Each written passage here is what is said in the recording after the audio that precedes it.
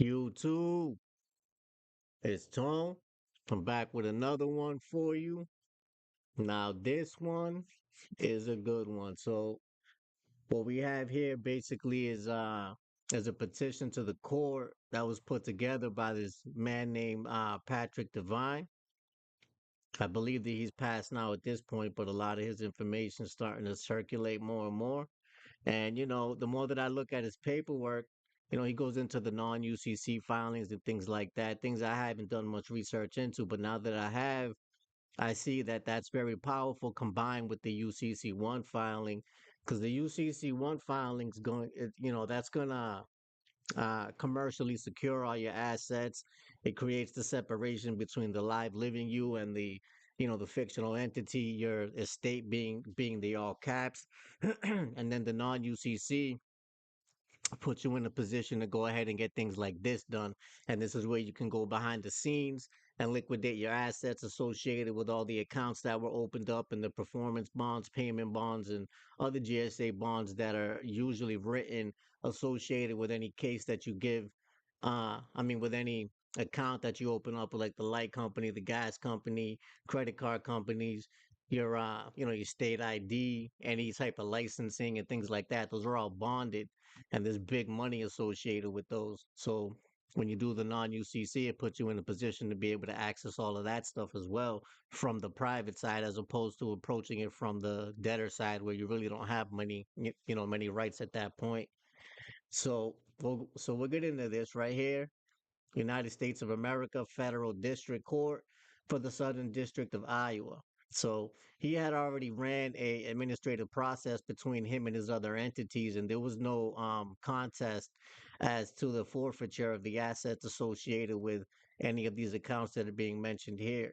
And so what you're going to see, you got Patrick DeVine, a U.S. Article 4 Republic government official, which we all are just by blood right, by being born here. We are the actual government, okay? And the people who parade to be something else are just fucking lying to you. Those are all government actors. Those are commercial for profit entities parading as government officials, all right? So that's what you have here. So right here, a U.S. Article 4 Republic government official, American trust owner, creditor, a Republic free citizen, being the plaintiff, that's him, the condemner, and he's condemning these other accounts here and asking for a what do you call it? For liquidation of the assets associated with these. So this action is also filed under my U.S. official Republic Article 4 public records, and you gotta be real good at keeping records with all this stuff too. I'm not the best at it. My shit looks crazy, but I got everything in files. You know what I'm saying? That's why I got to put it together though. So Article 4 public records to document my interactions with my American Article 1, 2, and 3 governmental nonprofit employees and their actions per my record number. And then he's got his records numbered here. A U.S. mailing, he's got the registered mail number here. My first eminent domain case. Eminent domain meaning that the property is rightfully yours. If this action is not compiled with it, it also stands as a document insurrection in violation of the 14th Amendment. So what he's saying that when this gets filed on the public record, that he wants to see all of this and not redacted information, because they frown upon putting things like this on the public record because they really have a lot to lose by letting people know what the actual truth is, on top of incriminating themselves by putting this out there. There's a lot of reasons why they would not want this out there. So the plaintiff's opening statement to the court: as the plaintiff, I am standing as a Republic Article 4 American public government official in law to represent my American official age order to this American public Article 3 employee, being the district court. This public employee, district court, is to now ensure that my public official government order as an uncontested eminent domain republic claiming order is to be compiled within 3 days. The exercise of this Article 4 eminent domain is not limited to the taking of private commercial surety property but may also include intangible property such as contract rights, patents, trade secrets, and copyrights. The facts required to enforce this action are well founded in the natural, historical, constitutional, and even the private codes of law. So we're going to go over the codes of law that support these actions, right? So the two types of trust in the United States of America after 1933, the first one is the constitutional public trust, as we the people, non-commercial trust, per the United States of America Constitution, Article 4, where the plaintiff is one of the public American government official owners, creditors, and the creditor of age. The second one is the private implied trust using collateral trust certificates as private commercial security with a private surety, a privately owned undisclosed contractor's contract, and one of several private governmental contractors. And you know what governmental means? That means mind control. Governmental. In order that some form of just exchangement was to be maintained, the 1938 United States private court system was established as a private for-profit bankruptcy court system to oversee and control the private governmental contractors. They are now controlled within the 1978 revamped federal private for-profit bankruptcy court computer database system, along with the private for-profit Department of Justice, which together they oversee the Chapter 11 bankruptcy debtors in possession. But in the process, the just labor exchangement and equality in law has been lost to the unjust gains for profit from these newly formed contracted private commercial securities. We, the people, with our private free will, authorize the securities without full disclosure as required by Section 11 of the 1933 Securities Act, allowing the constitutional public credit transfers to the private governmental contractors. As we, the people, are the only true American private property owners, inheritors, grantors, creditors, and depositors.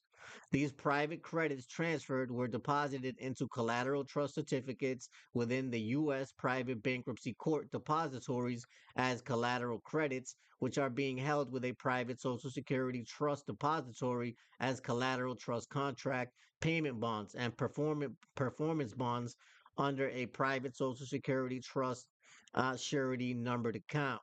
And that's going to be your Social Security account. That's all for private banking, and everything ties back into there. That's why everybody's always asking you for your social and your date of birth. They're trying to find a way into your shit to hack it.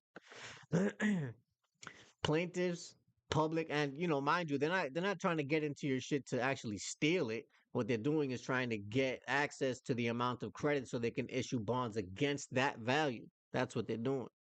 So, but in your name. So plaintiffs, public government official, eminent domain claim under the 3-day taking rule. This Article 4 plaintiff, by this Article 4, Section 4, and Fifth Amendment eminent domain action is owed the following adjusted amount: 500,000 of public entrusted credits to be restored from the foreign commercial private Social Security payment bond depository and the Social Security private defendant. Surety's compensation is that of being relieved of the same equal amount.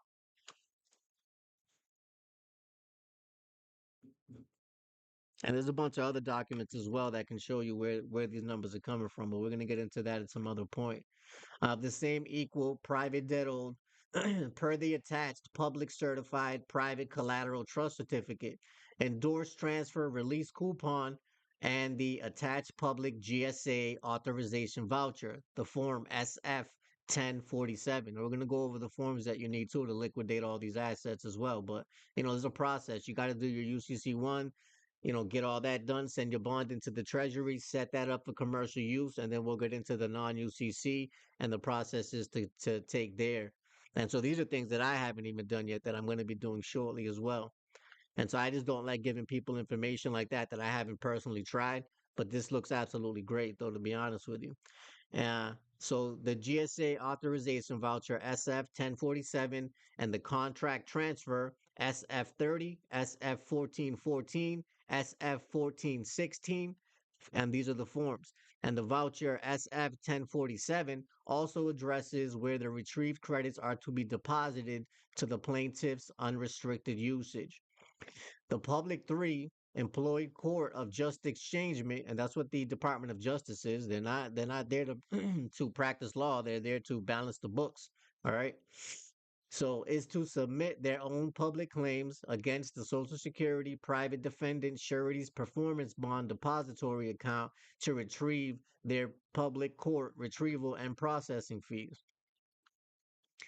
Official Article 4 ordered action of this court. This is an official Article 4 order to this American constitutional public Article 3 employee, the Court of Just Exchangement, requiring no judicial adju- adjudication to have the U.S. public employee marshals to seize that required private commercial sureties credits listed above for this eminent domain action from the required U.S. bankruptcy court computer controlled Social Security. And that's what it really is. The IRS and the Social Security is just a big ass quantum computer. They don't have enough people to freaking maintain all that shit. So collateral trust certificates, surety payments, bond accounts, as no taxing adjustment is required for these credits. The seized credits are to be republic action to restore them back to this Article 4 public official, the plaintiff, along with a complete accounting of the defendant's private Social Security, sureties, depository payment, and performance bonds accounts, and a copy of this completed order. The American Constitutional Public Article 3 Employee Court of Just Exchangement is also officially ordered to have the U.S. Public Employee Marshals seize all of the private assets and credits that were addressed to the U.S. Bankruptcy Court package per U.S. mail delivery. And this is your registered mail number, delivered on the 12th of October at 1:54 to a J. Kirschman. A scanned copy of the U.S. bankruptcy submittal package is also attached to this Article 4 official order to be processed as required. Now, keep in mind, after you do your non UCC, you can go ahead and change the structure of the contracts that you set up with the Treasury Department to include the 100 or $200 million bond that you sent into them. You can go ahead and decide to have that liquidated into your private bank accounts as well. All right, so you can go ahead and renegotiate everything at that point. So, final notice to this court. As it is well noted by this Article 4 plaintiff that in this nation, under the present system, every one of the peoples born is operating with a dual citizenship. The first being an American state birthing free citizenship, and the second being a commercially contracted United States citizenship as a privately bonded suretyship. This also includes Article 1, 2, and 3 governmental employees. So if this Article 4 plaintiff is harmed in any way or this official order is not complied with, then charges and arrests will be enforced against your second citizenship. And that would be the all capital letter name and things of that nature there. And so that's just a summary right there of how this all went. Now we're gonna get into the forms real quick. So the forms right here, the condemnation transfer document. So this is for liquidation of the assets, right? And you can do this to anyone that you've ever contracted with, including all your past employers, all your old bank accounts, everything that you've opened up since you were a child. There's a lot of value associated with all the contracts that were created behind the scenes. So right here we have the DD 214N, and that's for people who were discharged from the military. You get your coupon. You want to accept that for value. That shit's valuable as well. Attached, you got your SF30 form. That's the modification of your contracts. You have the SF 1047 form. That's the public voucher. You have the SF 1414. That's the consent of surety. You have SF 1415, consent of surety and increase of penalty. SF 1416 is the payment bond penal sum. And then the 1418 performance bond penal sum. So there's the payments bond and the performance bond, the 1416, 1418. So these are the documentations that were provided here in this particular document. Then you went ahead and sent this over to the courts to have them sign that as well, because Sometimes in order to get this done, if the agencies are giving you a hard time, you may in fact have to do an administrative process on them and get other agencies involved as well, because you have every right to your assets. All right, so that's how that goes. So I wanted to run this by you. We have a lot more of these documents to go. If you guys want this particular document, send me an email. I'll send it to you for free. You already know. And you already know it's a game of chess. Stop playing checkers with these clowns. That's what I got for you for now.